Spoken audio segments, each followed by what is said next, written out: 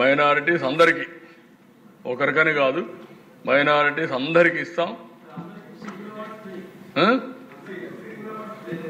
No 3 kilowatts 2 kilowatt free అంటే దానికి 50,000 అవుతుంది. తిరిగి ఆ కరెంట్ ఇవ్వాలి. కరెంట్ ఇస్తే ఫ్రీగానే ఉంటుంది. కరెంట్ వాడుకోవచ్చు.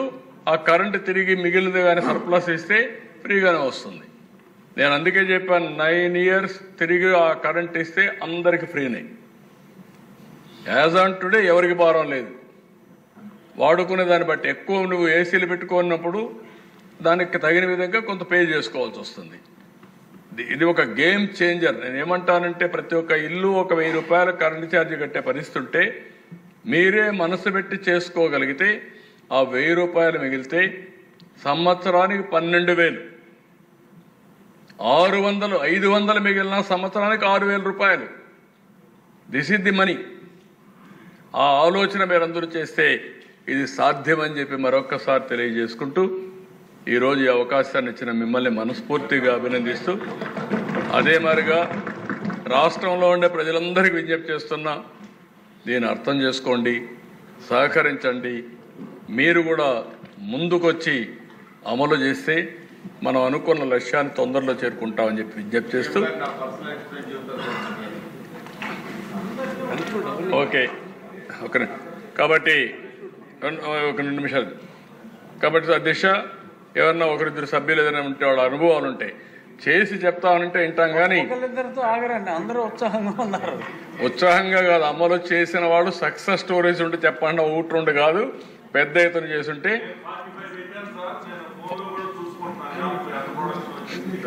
Okay please. సార్, సీఎం గారు 2014-19లో ముఖ్యమంత్రి అయినప్పుడు ఆయన ఎక్కువగా సేంద్రీయ వ్యవసాయం గురించి చెప్పేవారు.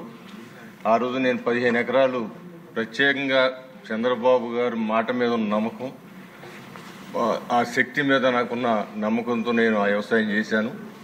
తర్వాత ఇప్పుడు ఈ 2024 తర్వాత ఈ సోలార్ గురించి చెబుతూ ఉంటే ఖచ్చితంగా దీని మీద కూడా చేయాలని చెప్పి మొట్టమొదటిగా నా ఇంట్లో పెట్టడం జరిగింది సోలారు. నాకు మంత్లీ 25,000 రూపాయలు యావరేజ్ బిల్లు వచ్చేది. ఇప్పుడు 4,500 బిల్లు వస్తూ ఉంది. దానికి 6 లక్షల రూపాయలు నేను ఖర్చు పెట్టాను. దాని యొక్క సక్సెస్ చూసి నా ఆఫీస్కి కూడా సోలార్ పెట్టడం జరిగింది. ఆఫీస్లో 12-15 వేలు వచ్చే కరెంటు ఇవాళ 2,000 అలా వస్తుంది. ఈ 2 సక్సెస్ అయిన దాని మీద నా ఫ్యాక్టరీకి 200 కేవీ ఉన్న ఫ్యాక్టరీకి 60 లక్షల రూపాయలతో దానికి కూడా సోలార్ పెట్టాను. నాకు ఇప్పుడు అది 6 లక్షలు, 4.5 నుంచి 6 లక్షలు వచ్చే విద్యుత్ నుంచి ఈరోజు నాకు 2,500,000 బిల్లు వస్తుంది. అంటే అక్కడ సుమారు 3 లక్షల యావరేజ్న సేవ్ అయిందని చెబుతూ ఉన్నారు ఫ్యాక్టరీలో. అది కూడా సక్సెస్ అయిందని చెప్పి భావించి ఇప్పుడు 600 కేవీ ఉన్న ఇంకో ఫ్యాక్టరీ కూడా 60 లక్షలతో 60 లక్షలు 1 కోటి రూపాయలతో ఇన్స్టాల్ చేస్తూ ఉన్నారు. సో దీని మీద నా మెసేజ్ చెప్పేది ఏంటంటే, యావరేజ్గా మనకు 12 లక్షల రూపాయలు నెలకు కరెంట్ కడతా ఉన్నాం. ఇప్పుడు 6 లక్షల రూపాయల పైన మనకి సేవ్ అవుద్దని చెప్తా ఉన్నారు. ఆ లెక్క చూస్తే 4 ఇయర్స్లో నాకు నేను పెట్టిన ఇన్వెస్ట్మెంట్ అంతా వచ్చేస్తుందని, ఆ తర్వాత కంపెనీ వాళ్ళు నాకు 25 సంవత్సరాలు గ్యారంటీ ఇస్తూ ఉన్నారు.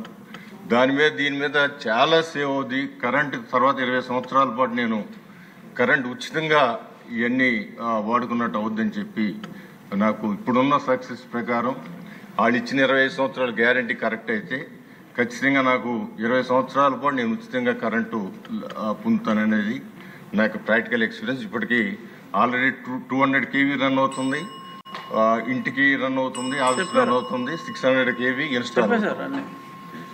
ఇప్పుడు మీరు చేయవలసింది ఏంటంటే, మీ విజయవాడ తూర్పులో మీ ఇంటికి మీ ఆఫీస్కి చేసుకున్నట్టు 10,000 అందరికన్నా ముందు మీరు కంప్లీట్ చేస్తే మీరు చెప్పిన దానికి ఒక సార్థకత వస్తుంది. ఇంకొద్దు సార్, ప్లీజ్ దయచేసి అర్థం చేసుకోండి. అందరూ ఆకలితో ఉన్నారు, వెళ్ళిపోతున్నారు.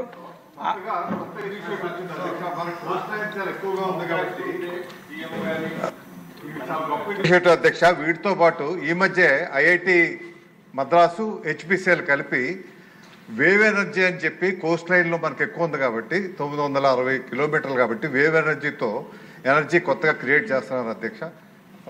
తమరు వారిని పిలిపించుకుంటే మొన్న ఢిల్లీ ఎగ్జిబిషన్లో కూడా పెట్టారు అధ్యక్ష. అది సక్సెస్ఫుల్ మోడల్ అవుతుంది. అది చేస్తే ఇండియాలోనే నెంబర్ 1 అవుతుంది అధ్యక్ష. చాలా దేశాలు కూడా లేవు, ఏదో 1-2 దేశాలే చేస్తున్నాయి అధ్యక్ష. మీతో వేవ్ ఎనర్జీ సార్, సముద్రం నుంచి వచ్చే వేవ్ ఎనర్జీ సార్. చెప్పండి సార్. ఎనీబడి అంటే ఎవ్రీబడి వచ్చేస్తారు సార్.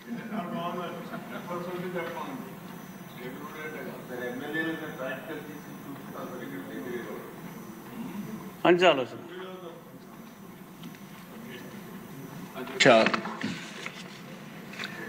ఇప్పుడే రామకృష్ణ గారు చెప్పింది టైడల్ ఎనర్జీ వేవ్స్ మీద.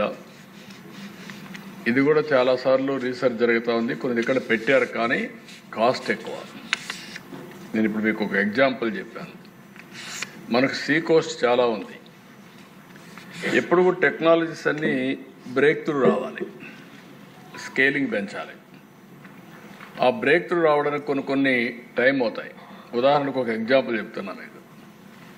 నేను ఐటీ ప్రమోట్ చేశాను. కొంతమంది నన్ను అంటూ ఉంటారు, ఇది ఏదో మాట్లాడుతూ ఉంటారని. ఇప్పుడు కూడా సోషల్ మీడియాలో గాసిప్ జరుగుతూ ఉంటుంది. నేను ఏఐ అంటే ఏఐ కావాలన్నా అంటే నువ్వు ఈరోజు ఆలోచిస్తాను, నేను ఈరోజు రేపు ఎల్లుండి ఆలోచిస్తున్నా.